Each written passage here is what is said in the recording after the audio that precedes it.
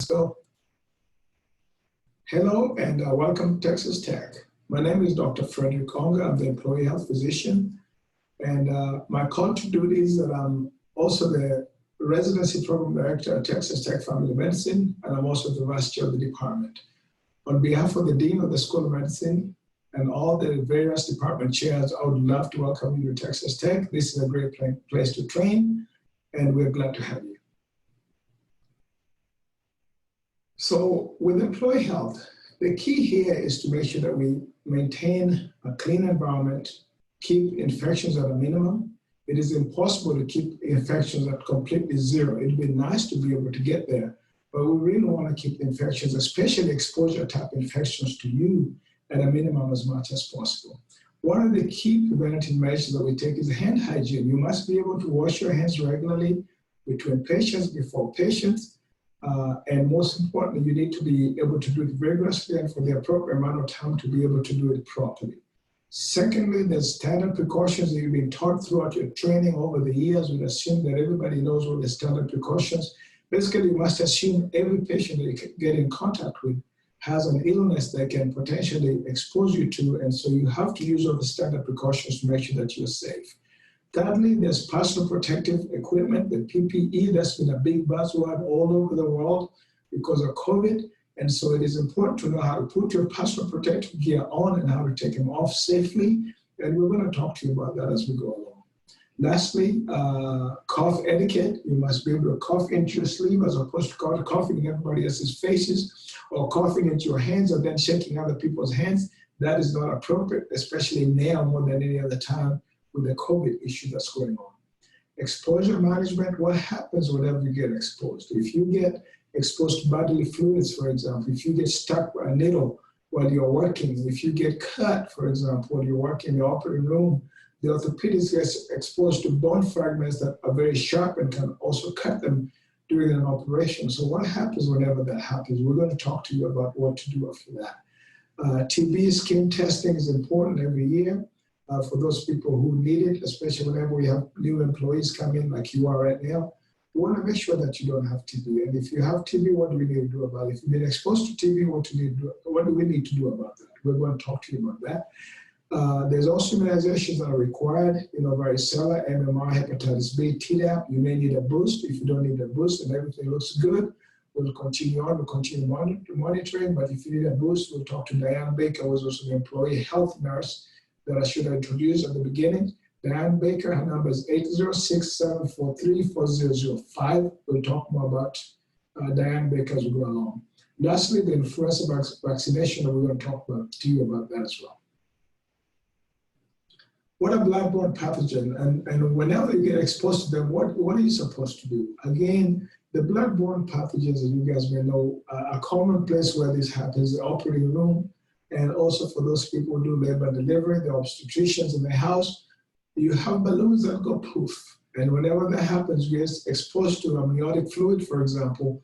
Whenever that happens, finish what it is that you're doing. If you're delivering a baby, don't stop in the middle of delivering a baby and then run away to go wash. No, finish delivering the baby and make sure that once that's done, you stop, you wash vigorously, and then report immediately. You must report it to the charge nurse at the hospital, at the floor where you're working, the house supervisor at the facility where you're working, if it is UMC or Covenant, or even in your clinic. You must report to the nurse manager whenever you're exposed to any bloodborne pathogens, no matter how small. If it goes into your eyes, if it goes into your mouth, you touch it, and you have an open wound, for example, you must report that immediately. Because as far as we're concerned, if you never report it, it never occurred, and there's nothing we can do about that 2-3 years down the road. And lastly, you must also report to the employee health office, and that's Diane Baker, the RN. A number, once again, is 806-743-0005. You must report as soon as you can. If it's a weekend, the charge nurse or the house supervisor will be able to keep that information. And you, as soon as Monday morning gets here, make sure that the employee health office knows about your exposure so that I can start reviewing the information and putting together a packet for you. Next is during business hours. If that happens, we get the charge nurse to be able to get involved in putting together an exposure information and exposure packet for you, and that's handed over to to Diane Baker. And if it happens after hours, for example, again, remember the number is written 743-4005, and you need to notify Diane immediately whenever that happens. I think the room number has changed, so if you call, Diane can direct you to the room number and make sure that we monitor you appropriately. After hours and weekends and holidays, for example, again, I cannot emphasize this enough. There's always a house supervisor at every facility, and that person can be notified through the charge nurse at the floor where you're working, and they will make sure that they put together the information, which will be handed over to Diane, and then to me, and then I'll sign the information, review it, sign it, and then we start an exposure packet for you and a follow-up plan for you. Other types of exposure that we get, they're not just limited to these ones that we have here. As you can see, COVID has finally made the list. There's TB exposure. We still have TB out there. You know, drug-resistant TB, for example, is out there. And so you have to pay attention that pertussis is still pretty common, believe it or not, because we have people who don't vaccinate. And so we're seeing pertussis come through every now and then, meningitis, COVID again, and then the bloodborne pathogens that we talked about earlier. The TST, the tuberculin skin testing, baseline two-step TB skin test for all the IGRA is available. For those people that have had a positive TB test in the past, we'd like to have that information shared with us if possible. And if you also know that you've been exposed or you've had the BCG vaccine, which is the Bacillus calmette-guerin vaccine. I come from a Commonwealth country, so I was given that as a young boy. And so I tend to test positive every time they give me the TB skin test, and my reactions are usually extremely violent. If that's the case with you, please let us know so we can have you fill out a questionnaire, a risk assessment questionnaire, and then follow with a chest x-ray beyond there. Now, the flu vaccine is a big one. Employee Health Office updates required immunization, including the flu vaccine every year. The Tdap is required every 10 years.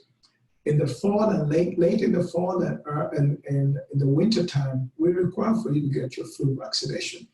There's gotta be an absolute contraindication to why you should not have it. Otherwise, everybody, 100% of you are required to have the flu vaccination.